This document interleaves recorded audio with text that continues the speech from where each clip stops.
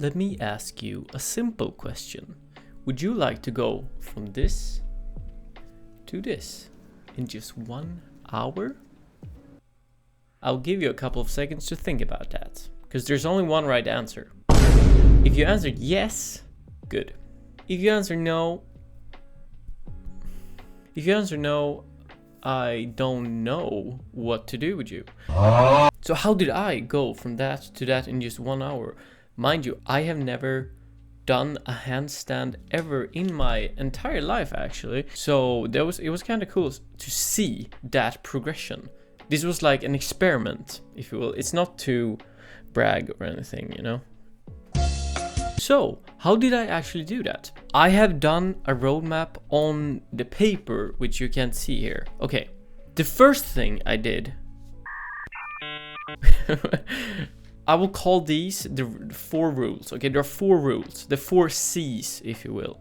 The first one, get comfortable feeling the ground with your hands. So you start with just, if this is the ground, you stand on all 4s and you just shift your weight back and forth to your hands, to your legs, to your hands, to your legs. You just feel, hey, disconnected, like more weight being supported by your hands.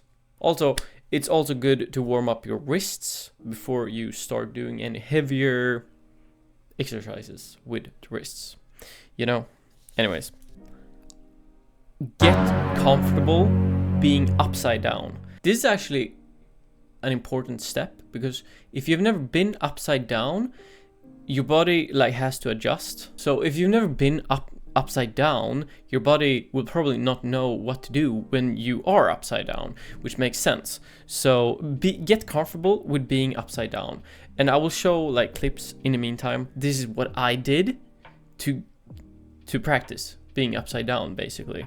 So what I did was I crawled up with the feet and I was just there, just holding, being supported by the wall, just holding that position for like maybe up to 20 seconds. Just getting comfortable with it. I'm dying. And thirdly, get comfortable falling. This, I said the second rule was the most important, but this is probably the most important one. Like it's up there. Because if you are comfortable with falling, you're gonna be less scared. And I feel like if you're scared, if you're scared, everything will be affected, so to speak. The fear of falling or hurting yourself, or you know, any of those things, is just, I think that's the biggest enemy in terms of progressing to the next step here, which I actually felt this when I did these exercises. I will show you here as well. Like you can literally see how terrified I was with just like shooting up my legs towards the wall, because it was just scary as hell. I thought I was gonna die. Help but me! Like it's fine. I mean, so when you eventually get comfortable with falling, it's gonna remove a lot of fear, because if you're up there and I mean you know how to get yourself off the ground safely, I mean that basically eliminates all fear and all injuries. So like it's double good. Fourth and final thing I did, get comfortable with daring. I don't know if that's daring. I mean, I don't know if that sentence works. You have to just go for it. I mean, don't die, but you have to just go for it. You will see me here where I try to just go for it. It's hard in the beginning, but like, so you can see like the shift where I go from, like you can just see the body language where I'm not going hard enough because I'm scared. But then when I eventually do, maybe I will do too much, but it's fine because I know what to do if I fall down or if I lose my balance. I know what to do. So you just have to do like that first push to get over that scared edge.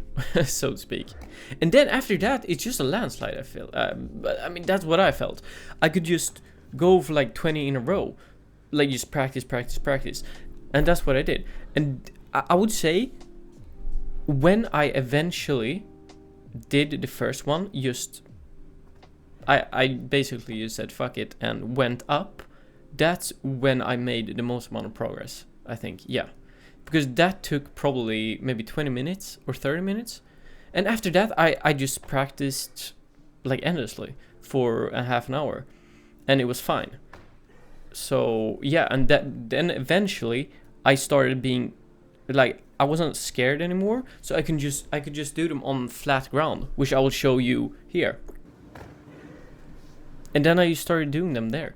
So, and that was great. That actually felt great after I did them, I gotta say. So,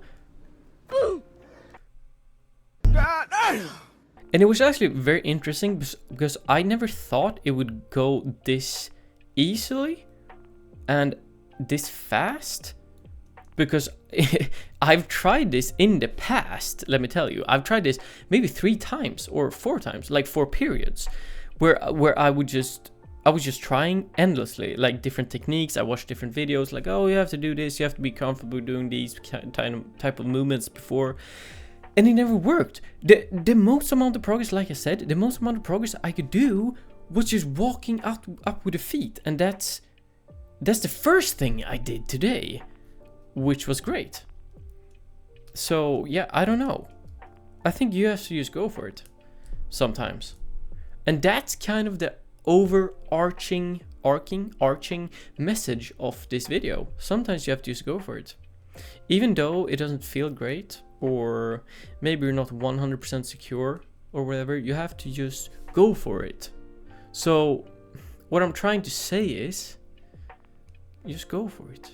This is turning into a motivational video, and that's good.